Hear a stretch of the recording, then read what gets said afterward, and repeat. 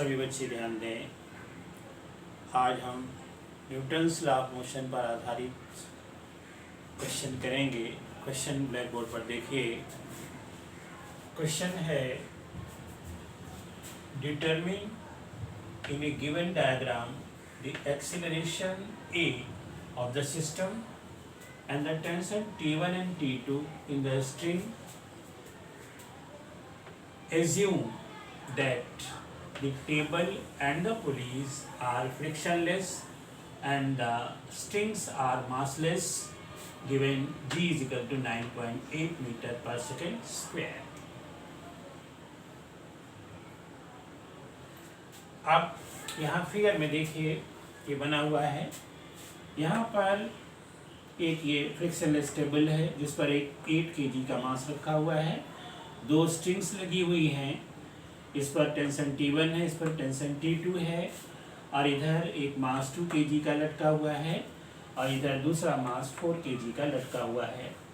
Obvious है कि ये हैवी है और ये लाइटर है, तो ये सिस्टम इधर को चलेगा और जब सिस्टम इधर को चलेगा तो ये भी इधर को चलेगा और इसका एक्सीलरेशन जो है वो a हो जाएगा। तो अब इसकी हम इक्वेशन ऑफ मोशन लिखेंगे। सबसे पहले फर्स्ट मास के लिए हम इक्वेशन ऑफ मोशन लिखेंगे। तो यहाँ पर ये ऊपर की ओर जा रहा है, इस तरह से ध्यान दीजिए। तो ऊपर की ओर जा रहा है तो T1 बड़ा है, तो यहाँ पर क्या हो जाएगा, T1 minus 2g is equal to 2a. T1 minus 2g is equal to 2a। ये पहली इक्वेशन। इसके बाद इस मास के लिए इक्वेशन लिखेंगे। यहाँ पर T2 खींच रहा है, T2 खींच रहा है और 4 kg खींच रहा है, तो इसकी इक्वेशन ऑफ मोशन बनेगी 4g minus T2 is equal to 4a। ये इक्वेशन नंबर 2। इसके बाद इस मास के लिए ये इधर को सिस्टम चल रहा है, तो T2 बड़ा होगा, तो हो जाएगा T2 minus T1 is equal to 8a। ये 3 इक्वेशन मिल जाते हैं। यहाँ बच्चे कंफ्यूज ना हो, यहाँ 2 kg लिखा है और 4 kg लिखा है, यहाँ पर हम केवल g लिख रहे हैं। ये kg यूनिट लिखी है और यहाँ पर हम 2 में एक्सीलरेशन ड्यू टू ग्रेविटी से मल्टीप्लाई। तो ये 3 इक्वेशन आ गए। अब इनको सॉल्व करना है। सबसे पहले हमारा एम है एक्सीलरेशन को निकालना। इसके लिए हम सबसे पहले लिखेंगे फ्रॉम इक्वेशन 1 and 2। एक और दो इक्वेशन से दोनों को ऐड कर दो, तो ऐड कर दोगे 1 and 2। हम यहाँ बाय एडिशन जब दोनों को ऐड करेंगे तो ये हो जाएगा T1 माइनस T2, और ये 2g है, ये 4g है, तो प्लस 2g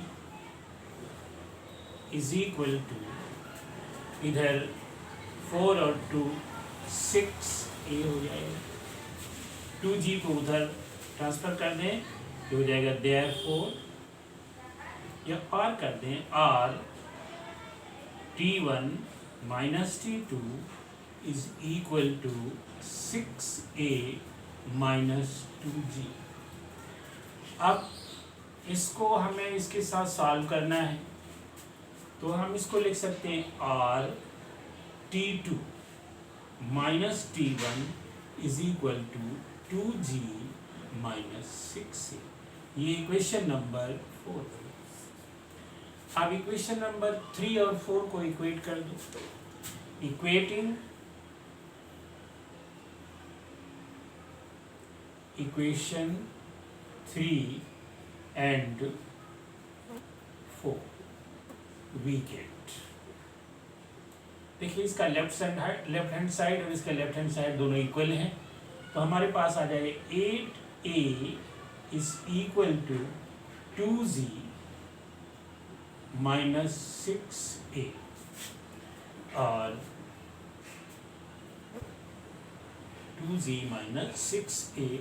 अब ये a इधर ले आए और 8a and 6a 14a is equal to 2z, therefore a is equal to 2g upon 14, 2 7 the 14, ये आ गया g upon 7। अगर आप चाहें तो g की वैल्यू रख दें, ये आ जाएगा 9.8 डिवाइडेड बाई 7। जब इसको सॉल्व करेंगे तो आएगा 7 1 the 7, तो 7 4 था, यानी 1.4 मीटर पर सेकंड स्क्वायर, ये एक्सीलरेशन है। अब इसके बाद हमें T1 और T2 निकालना है, वो हम इधर सॉल्व कर देते हैं। अब हमारे पास एक्सीलरेशन की वैल्यू आ गई है, तो यहाँ पर ध्यान दीजिएगा, फ्रॉम इक्वेशन फर्स्ट T1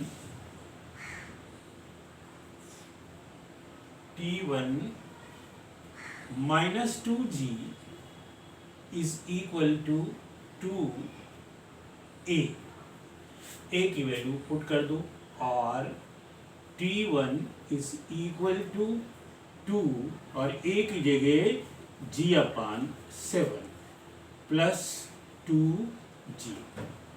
जब इसको सॉल्व करेंगे तो ये आ जाएगा 2g है और 7 to the 14 and 2 16, 14 और 16 16g अपान 7।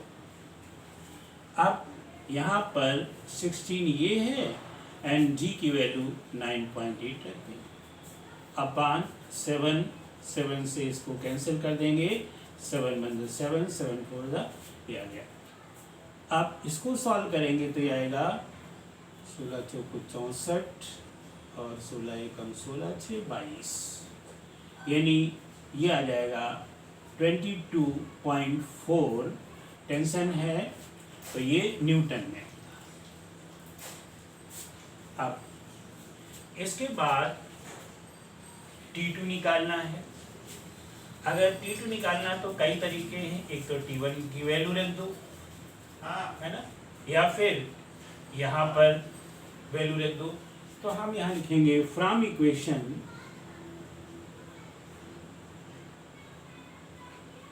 ये ले लेते हैं, from equation third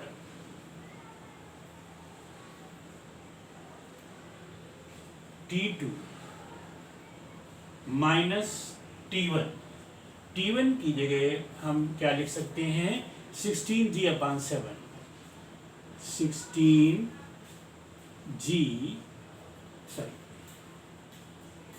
16g upon 7 is equal to 8 and a की जगह g अपान 7 लिख सकते हैं, यहाँ पर हम इंटू g अपान 7, और ये उधर ले जाएंगे तो T2 is equal to R, T2 is equal to ये हो जाएगा 8g अपान 7 प्लस 16g अपान 7, और जब इसको सॉल्व करेंगे तो हो जाएगा 24g अपान 7। जब इसकी वैल्यू पुट करेंगे तो ये हो जाएगा 24 मल्टीप्लाइड बाई g की जगह 9.8 डिवाइडेड बाई 7, 7 से इसको कैंसिल करेंगे तो 1.4 आ जाएगा। इसके बाद मल्टीप्लाई करके रख देंगे तो ये आ जाएगा 14 चौको 56 और 14 दूनी 28 5 33, यानी 33.6 न्यूटन। तो इस तरह से T2 का मान आया 33.6 न्यूटन, T1 का मान आया है 22.4 न्यूटन एंड एक्सीलरेशन A का मान आया है 1.4 मीटर पर सेकंड स्क्वायर। सभी बच्चे समझ गए होंगे। इस तरह से कैसे भी क्वेश्चंस हों जिनमें इक्वेशंस ऑफ मोशन लिखनी हो, मैंने कई तरह के क्वेश्चन कर दिए हैं। यहाँ पर भी देखिए 3 तरह के इक्वेशन लिखे गए हैं, शायद आप सभी बच्चे समझ गए होंगे। और अब आप इस तरह के क्वेश्चन अपने आप कर लेंगे।